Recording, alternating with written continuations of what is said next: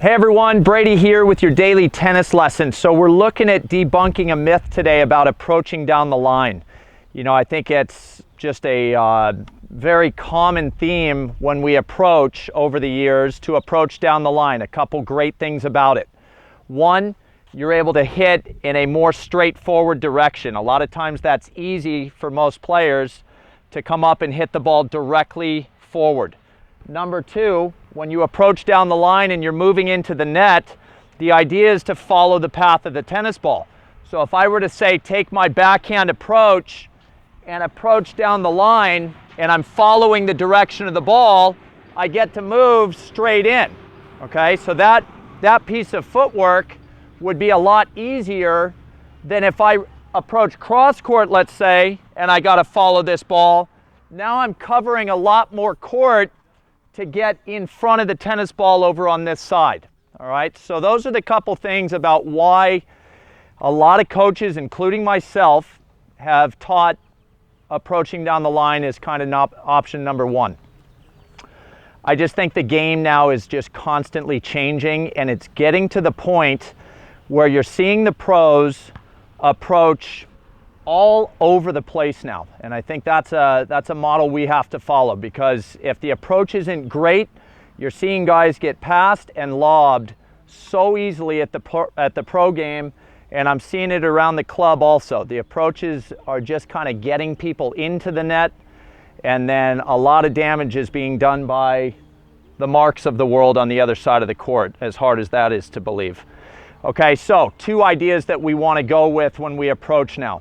The first is make the guy move. All right, so if you watch when I come up to this forehand section, if I were to approach down the line off my forehand side into Mark's backhand, the path of the ball is straightforward, right? We've already discussed that. So when Mark moves to go get that ball, even if I put it over by the single sideline, he is within the singles court to hit his next shot, which means his movement was limited. All right, so if I approach cross court off my forehand, granted, Mark's forehand is much better than his backhand, but watch where the second bounce of this ball is going to occur. I'm going to put Mark into the alley, if not outside the alley. And that to me is something that I'm seeing a lot of pros have success with, is getting the opponent moving quite a bit farther off the court instead of keeping them inside the singles court. That's a big one. All right, secondly, approaching into the backhand. So obviously off my forehand wing, it's a down the line approach into Mark's backhand.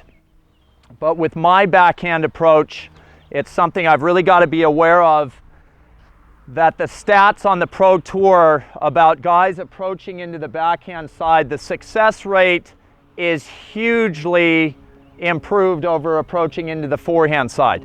So let's start to take a backhand approach quite a bit more often cross court, so that we're attacking what tends to be the weaker shot of most of our opponents. Granted, we're saving the left-handers there, but this is, again, something we talk about a lot. There's way more right-handed players out there. So start driving that backhand approach into the backhand corner, so we start picking on the weaker side of most of our opponents. All right, so let's take a look. Mark, watch that ball behind you there. All right, so let's get into a rally. I'm going to get a couple approach shots. Let's see if I can get Mark moving off the approach, and let's see if I can also attack the backhand.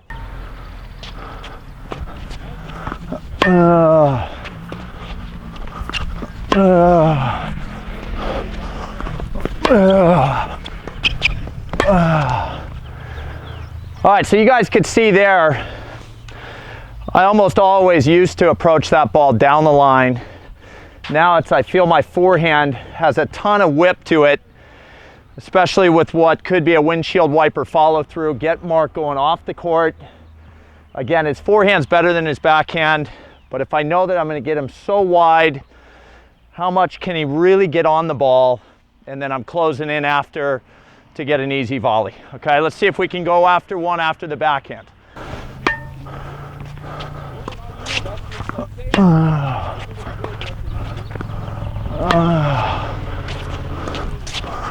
All right, and there's another one. You guys can see I ran around that just a little, but I'm thinking, all right, here's the time. Go after the guy's backhand, run around forehand.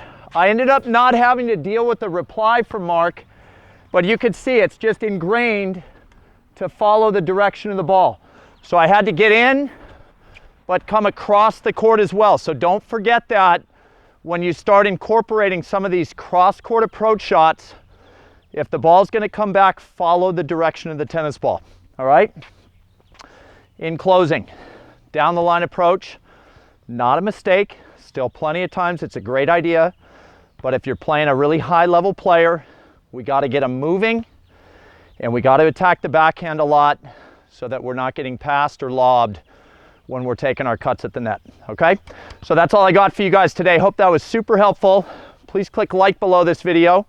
And if you have not subscribed to our channel yet, please do so, as well as check down below me in the description of this video. You will find the link to 3 free courses that Mark and I have put together. I think you guys will find those fantastic as well. All right, so till next time, be well. We'll see you soon.